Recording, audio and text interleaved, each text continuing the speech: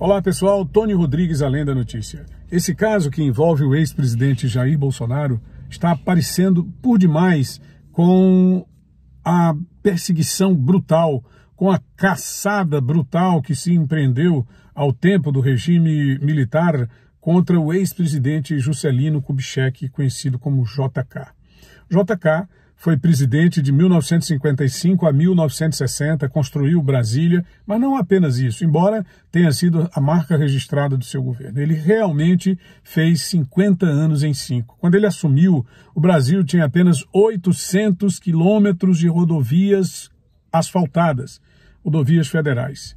800 quilômetros é uma distância diminuta para um país de dimensões continentais como é o Brasil. Ele asfaltou estradas em praticamente todo o Brasil. Tratei sobre isso no meu livro Um Repórter, a partir da entrevista que eu fiz com o Serafim Jardim, que foi realmente secretário particular do Juscelino Kubitschek. E foi ele que levantou toda a história sobre o suposto assassinato do Juscelino pelos militares em 1976, não é? 22 de agosto de 1976. Então, o que é que aconteceu?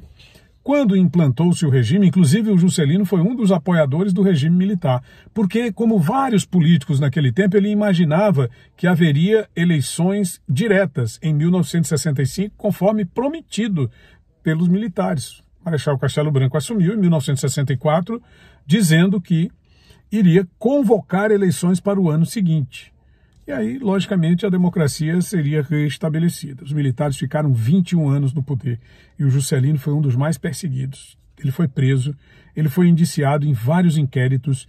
Ele, mesmo doente, ele era um homem que tinha diabetes, tinha problema de hipertensão, colesterol, foi exilado, passou vários anos vivendo em Portugal, longe do Brasil, que é o país que ele amava profundamente, pelo menos isso consta nos seus diários, nas suas memórias, nas suas entrevistas.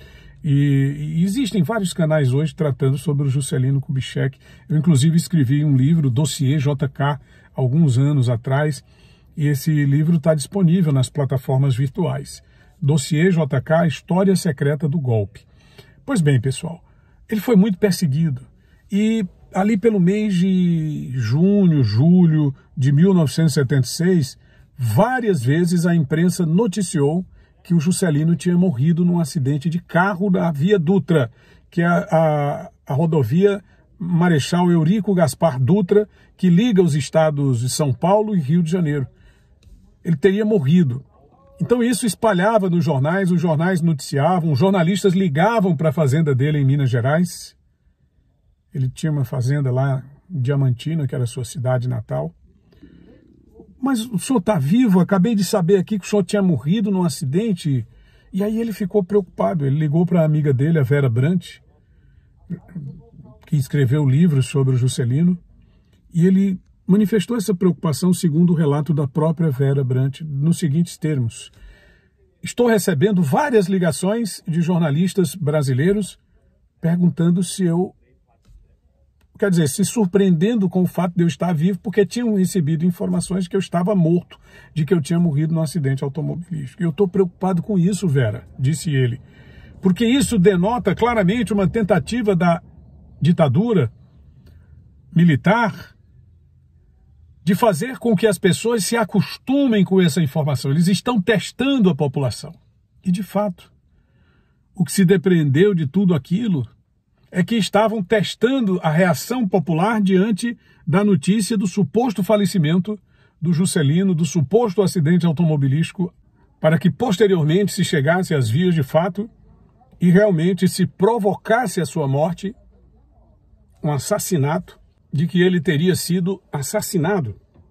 E esse acidente, envolvendo um ônibus, um caminhão e o carro do JK, estava sendo dirigido pelo Geraldo Ribeiro, que era seu motorista particular, há muitos anos. Inclusive esse carro que estava envolvido no acidente foi o carro com que o JK presenteou o Geraldo Ribeiro, que era seu motorista particular. Toda vez que ele queria ir para um lugar, ele ligava para o Geraldo Ribeiro apanhava, eles iam.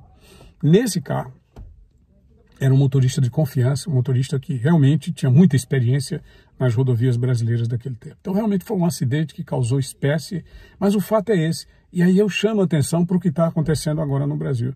Vocês já perceberam a quantidade imensa de notícias que circulam a todo momento, dando conta da suposta prisão do ex-presidente Jair Bolsonaro? Até a Janja, que é a primeira esbanja do Brasil, já anunciou em suas redes sociais que está apenas esperando o momento de comemorar a prisão do Bolsonaro.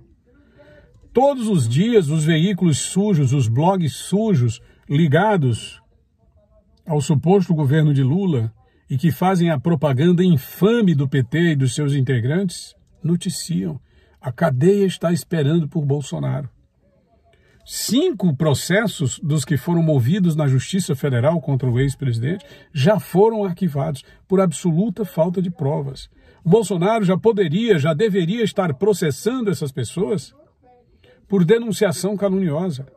Pessoas e instituições. Eu nem sei por que é que ele ainda não fez isso. Mas o que se está fazendo agora é basicamente a mesma estratégia, colocando-se em prática numa outra ditadura, num outro momento, numa pretensa ditadura do proletariado, que se utiliza do povo pobre para se manter no poder. Dizendo que Bolsonaro está preso ou que vai ser preso, testa-se a população para que as pessoas se acostumem simplesmente e que não haja reações diante de uma eventual prisão. Tony Rodrigues, Além da Notícia.